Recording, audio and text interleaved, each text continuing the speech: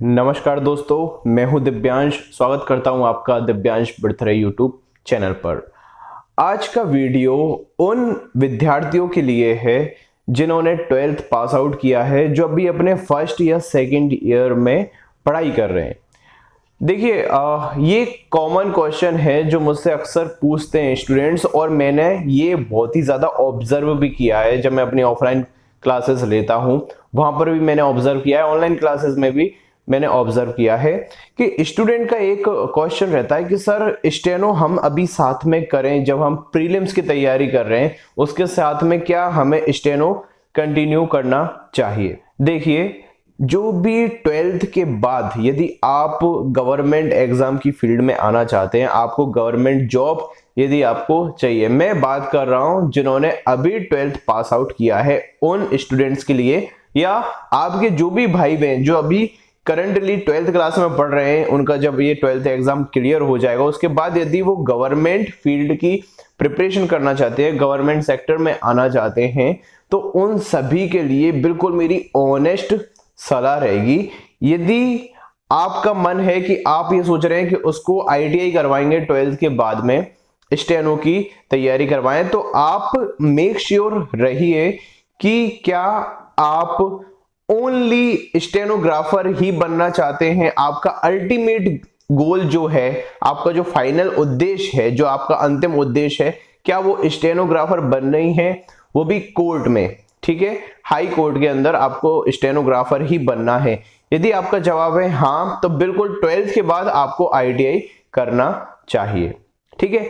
यदि आप सोच रहे हैं आज के टाइम पर कि आपको SSC में स्टेनोग्राफर बनना है, या आपको SSC CGL की तैयारी करना है, या CHSL करना है, या ऐसा कोई भी एग्जाम जिसमें स्टेनो नहीं आती, तो उन लोगों से मैं ये बोलूंगा कि 12th के बाद आप स्टेनो मत कीजिएगा। उसका कारण है, देखिए, स्टेनो और एक होता है आपका सब्जेक्ट मैथमेटिक्स।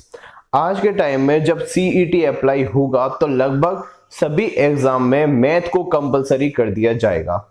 मैथ और स्टेनो ये दो बिल्कुल विपरीत चीजें हैं। यदि आप स्टेनो करोगे तो स्टेनो में इतना ज्यादा आपको काम करना पड़ता है, इतनी ज्यादा वो राइटिंग करनी पड़ती है आपको कि आप मैथ नहीं कर सकते। देखिए, 12th का जो इंसान होता है, 12th का जो बच्चा होता है, उसका दिमाग बहुत ही ज्यादा डेवलप रहता है। तो मेरी एक सलाह है आप सभी को, और आप सभी के जो भाई बहन जो अभी कंपटीशन फील्ड में आने वाले हैं, उनको 12th के बाद 1 साल तक सभी सब्जेक्ट को पढ़ने की आप सलाह दीजिए। सभी सब्जेक्ट यानी कि उनसे बोलिए कि आप मैथ भी पढ़ें, आप इंग्लिश भी पढ़ें, आप GK भी पढ़ें, आप रीजनिंग भी पढ़ें।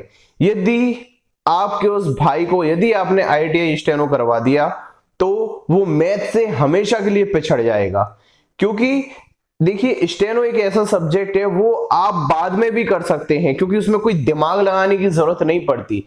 लेकिन आपका मैथ हो गया, आपका इंग्लिश हो गया, आपका GK हो गया, इसका एक ड्यूरेशन होता है 18 से 22 साल तक। यदि आपने ये सब्जेक्ट्स को, जिनका प्रीलिम्स में बहुत ज्यादा वेटेज होता है, और जो स्कोरिंग सब्जेक्ट होते हैं, जैसे कि SSC का कोई भी अगर एग्जाम है तो उसमें आपको मैथ, इंग्लिश, GK, रीजनिंग ये सभी आता है अभी स्टेनो को छोड़कर। लेकिन यदि जब CET लगेगा तो मैथ भी इसमें जुड़ना चाहिए, शायद या हो सकता है जुड़ भी जाए। इसलिए आप में से काफी स्टूडेंट्स जो स्टेनो जिन्होंने की हुई है उनको मैथ नहीं आता, मैथ से घबराते हैं, मुझे कमेंट भी आते हैं कि सर अगर मैथ जुड़ गया तो क्या करेंगे, ठीक है। तो ये होता है। देखिए, यदि आप पहले से स्टेनो कर लेते हैं तो आपका जो प्रोडक्टिव माइंड होता है 12th के बाद वाला, जैसे 12th का स्टूडेंट जब आता है तो बहुत ज्यादा एनर्जेटिक होता है, और उसका जो ब्रेन होता है वो अच्छी अच्छी टफ चीजें सीखने का होता है।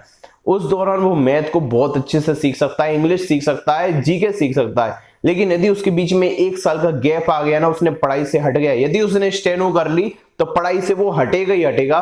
क्योंकि जब आप स्टेनो करोगे, आप ITI करोगे, जो डिप्लोमा होता है ITI का, उसको आप लेने की जब प्रैक्टिस करोगे तो बहुत ही ज्यादा प्रॉब्लमेटिक सिचुएशन हो जाएगी। आप उसके साथ में कोई भी एक्स्ट्रा सब्जेक्ट नहीं पढ़ सकते, क्योंकि स्टेनो करने के लिए भी आपको घिसना पड़ता है, पेंसिल घिसनी पड़ती है, दिमाग नहीं चलाना पड़ता, केवल प्रैक्टिस करनी पड़ती है। और उस प्रैक्टिस की वजह से आपका दिमाग बिल्कुल शिथिल हो गया होता है।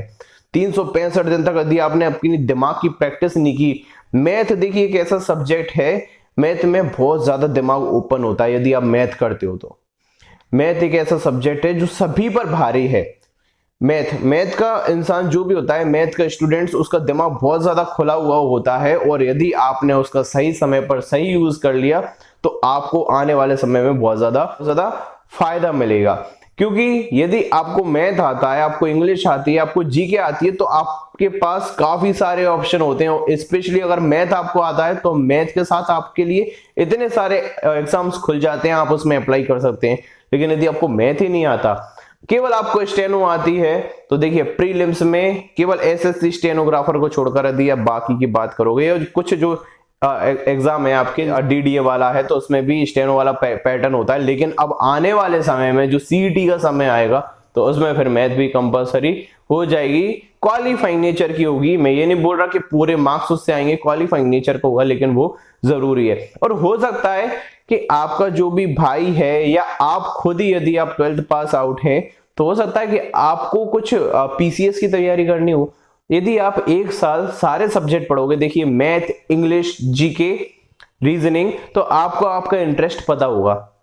यदि आपको मैथ में बहुत ज्यादा इंटरेस्ट आता है, मैथ और इंग्लिश में, तो आप सीजीएल की तरफ जा सकते हैं। यदि आपको जीएस में बहुत ज्यादा इंटरेस्ट आता है तो आप कोई भी गवर्नमेंट पीसीएस की या यूपीएससी की तैयारी कर सकते हैं।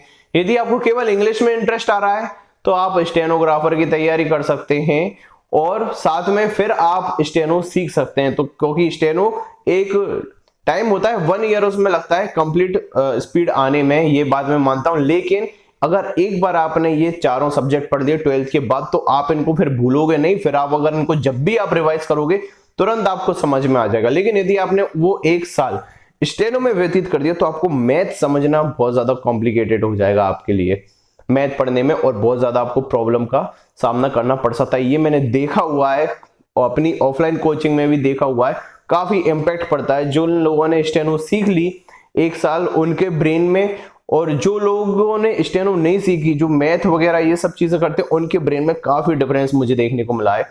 मैंने भी खुद स्टेनो नहीं किया था, मैंने इंजीनियरिंग किया था, आपको पता होगा। और फिर उसके बाद मैंने मैथ की प्रैक्टिस की थी, मैंने मैथ सीखा था, ठीक है। उसके बाद जब मेरा एग्जाम क्वालिफाई हो गया, पूरा निकल गया था, मेरा प्रीलिम से निकल गया, तो उसके बाद मैंने स्टेनो सीखा था, मैंने पहले से नहीं सीखा था। आई होप आपको इन्फॉर्मेशन अच्छी लगी होगी। यदि वीडियो अच्छी लगी हो तो वीडियो को लाइक करें और शेयर करें। धन्यवाद।